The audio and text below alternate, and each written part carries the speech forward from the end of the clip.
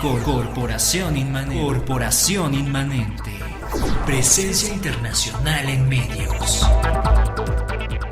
Estamos de vuelta en este su programa Desde la Trinchera y estábamos platicando sobre la guerra submarina durante la Segunda Guerra Mundial. Ya revisamos algunos de los puntos importantes que tenían en común todos los sumergibles de tanto alemanes como japoneses como americanos como de todas las naciones. Eran naves que solo podían andar sumergidas durante un periodo de tiempo relativamente corto. Su capacidad, su autonomía no era tan grande dependiendo del submarino que fuera. Y cuando la guerra estalló, los alemanes se lanzaron en búsqueda de las victorias. Prácticamente desde que la guerra inició, los alemanes comenzaron a tener victoria tras victoria. Cuando terminó la Primera Guerra Mundial, los aliados habían llegado a la conclusión de que la única manera en que podían proteger a sus naves era formando convoyes. El convoy es juntar a un montón de barcos mercantes y protegerlos, ya sea con corbetas o con destructores. O con aviones. Entonces, los ingleses vuelven a retomar esta táctica de los convoyes y los alemanes, Karl Dönitz tenía la firme idea desde la Primera Guerra Mundial de formar una táctica que se llamaba la manada de lobos. La táctica que usó Dönitz durante la Segunda Guerra Mundial era un control centralizado de toda la táctica del submarino. Entonces, cada que el submarino salía a superficie, tenía que radiar su posición hacia Alemania, ¿no? Bueno, o a Francia cuando se mudan a Francia y le decían estoy en el cuadrante X, en la milla este, y así Dönitz los iba juntando y sabía a dónde estaba cada una de las naves. Entonces cuando uno de los submarinos avistaba a un mercante o a un convoy, no atacaba de inmediato, sino que le pasaba el mensaje a Dönitz. Y si habían suficientes submarinos alrededor, entonces todos se juntaban y entre todos atacaban al convoy. Algo que es importante mencionar es que esta técnica de comunicación se hacía de forma encriptada. Ellos tenían una máquina especial que habían diseñado que se llamaba la máquina Enigma y toda la comunicación se hacía de forma cifrada, de tal forma que si los norteamericanos o más bien los ingleses detectaban la información, pues no la iban a entender. Entonces, esto es bien importante porque finalmente tiene consecuencias más adelante en la guerra. Esta máquina Enigma era uno de los secretos más guardados de los alemanes y los ingleses por lo mismo, porque necesitaban saber qué movimientos tenían los alemanes, se dedican a crear un departamento exclusivamente con la intención de romper el código y tratar de descifrar este tipo de encriptación de secreto para poder entender los mensajes. Entonces, cuando comienzan las tácticas de lobos, las manadas de lobos y también los ataques en solitario, los alemanes, los submarinos alemanes, llega el momento más o menos por ahí de 1940 cuando están a punto de asfixiar a los ingleses. Antes de que los Estados Unidos entren a la guerra, los alemanes llegan a hundir 2 millones de toneladas de barcos, o sea, esos son alrededor de 2.000 barcos mercantes. Los alemanes se estima que en este tiempo de la guerra, por cada submarino alemán, ellos llevaban como mínimo 10 victorias cada uno de los submarinos. Entonces, obviamente, esto les resultaba sumamente redituable a los alemanes, y Dönitz le enseña los éxitos, cada victoria, la proporción de intercambio, cuántos submarinos perdí contra cuántos mercantes hundí, y sin embargo, a Hitler no le interesa el continuar y el darle más recursos para hacer submarinos. Esto es algo que durante toda la guerra Dönitz peleó, y para cuando ya le dan por fin los recursos, ya era demasiado tarde. Sí, los japoneses, precisamente en el ataque a Pearl Harbor, ya les había platicado que eran los más desarrollados en cuanto a tecnología naval. Ellos tenían unos submarinos muy pequeños para un tripulante, y durante el ataque de Pearl Harbor, cuando es el inicio, cuando entran los japoneses y días más tarde los alemanes a la guerra, utilizan estos submarinos en el puerto del ataque de Pearl Harbor, y solamente no se sabe bien, creo que eran 5 submarinos, uno de ellos explotó, los demás no se supo dónde habían quedado, excepto uno de ellos que tuvo una avería y el tripulante tuvo que salir y fue capturado en la playa. Pero los japoneses también estaban muy conscientes del uso y de las ventajas de tener esta arma. Incluso ellos tenían submarinos portaaviones, o sea, iban más allá de todavía, iba el submarino, llevaban una bodega especial cerrada y cuando emergían y necesitaban usar el avión, abrían una puerta, sacaban 2 hidroaviones, los montaban rápidamente y los hidroaviones podían ir y venir y atacar objetivos o algún objetivo parecido, y entonces era muy interesante porque ellos ya iban bastante más avanzados en cuanto a la guerra submarina. Entonces los alemanes comienzan a cosechar victorias y victorias, y prácticamente a lo que es a inicios de la guerra existe un caso que es muy conocido y por los que la fuerza de submarinos comienza a hacerse más y más y más famosa.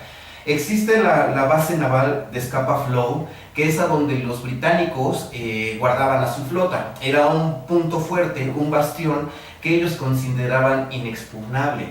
Durante la Primera Guerra Mundial, muchas veces los alemanes trataron de mandar submarinos para tratar de atacar a la flota que estaba en Scapa Flow y no lo pudieron hacer.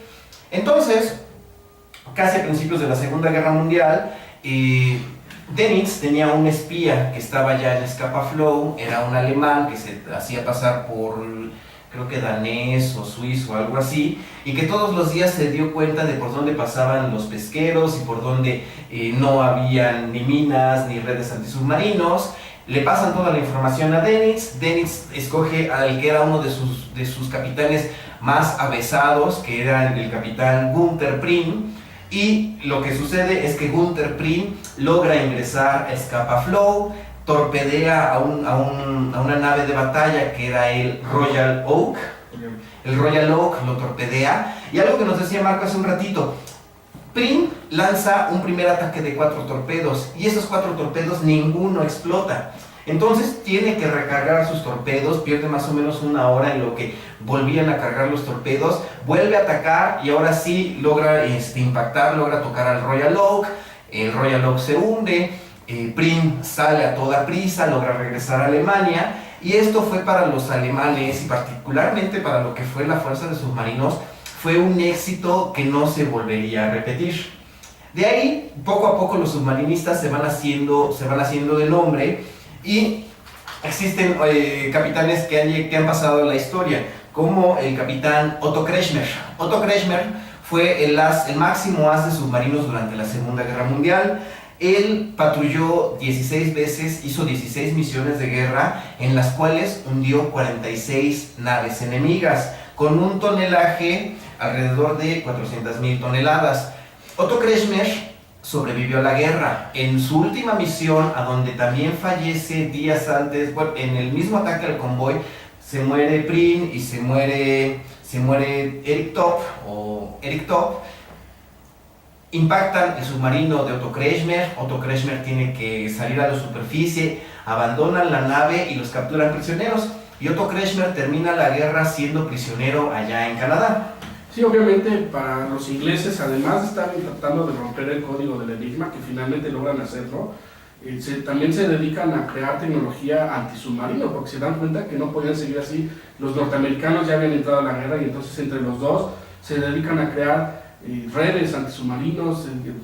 Ya han desarrollado el sonar, ya tenían los aviones, también ya tenían un sonar que era mucho más preciso y más exacto. Entonces ya la tecnología antisubmarina había crecido enormemente, y además de que al final rompen el código de Enigma, y entonces pueden saber exactamente dónde está cada submarino, hacia dónde va, en qué condiciones está. Eso les golpea muy fuerte a lo que es a las manadas de lobos, y en un mes creo que pierden una cantidad de submarinos brutal. Además de que se mueren sus mejores submarinistas, que era Günther Prim y Kretschmer, que era prisionero. Pierden una cantidad de submarinos, y entonces obviamente para ellos es un golpe muy duro. Más o menos esto es por el 42, cuando la marea de la guerra empieza a tornarse en contra de los submarinistas alemanes. Entonces lo que hace Dönitz es que retira a sus submarinos de la zona que ya era peligrosa, que era ya en el Atlántico, y los lleva hacia las costas de África. Ahí es a donde se hace famoso el segundo submarinista más exitoso de la guerra, que se llamaba Wolfgang Luth.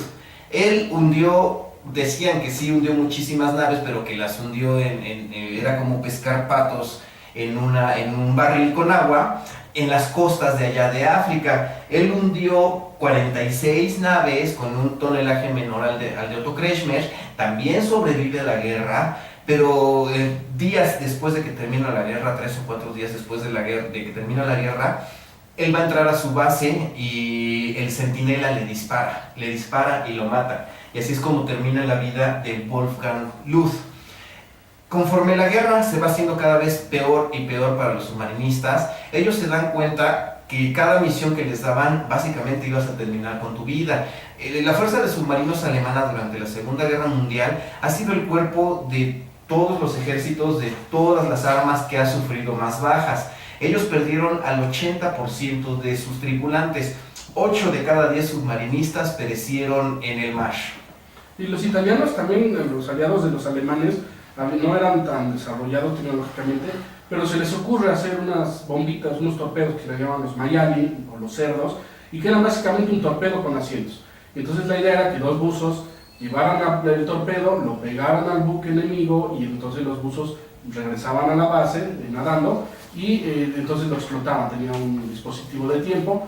Y bueno, pues realmente es curiosa la historia, porque en Gibraltar es donde tienen más éxito estos Maiali, y donde había un italiano que estaba en Gibraltar, tenía su casa junto a la playa exactamente, entonces ahí ponen toda la fuerza de ataque antibuques de los italianos, y entonces el señor se dedicaba a espiar los movimientos, les avisaba a los comandos, y los comandos entonces en la noche aprovechaban el escape que tenía la playa y se montaban en su Maiali. Entonces es una historia curiosa, porque ellos se dedicaban a hundir barcos de esa forma, sin submarinos, lo hacían a través como base usaban una casa particular.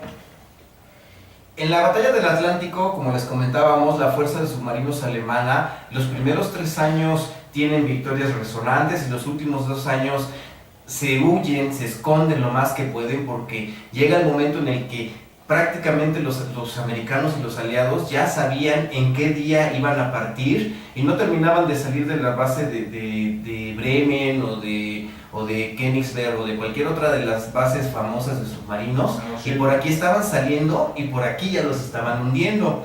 Entonces, lo que hacen los grandes ases alemanes durante la Segunda Guerra Mundial, conforme ven que empieza a perder la guerra, Dönitz, como no quería perder a sus hombres más experimentados, los saca del servicio activo y los pone en posiciones claves. Los pone como instructores de submarinistas, los pone como comandantes de flotillas, como almirantes, los pasa a lo que es el trabajo administrativo, y es por eso que de los 30 máximos ases de submarinos alemanes durante la Segunda Guerra Mundial, en la guerra solo se murieron 5. Los otros 25 sí la lograron brincar, porque Dönitz les salvó la vida sacándolos del servicio.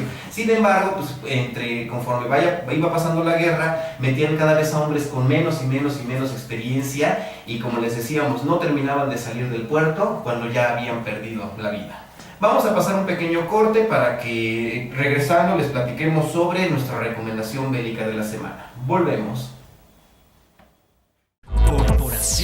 Corporación Inmanente. Presencia internacional en medios.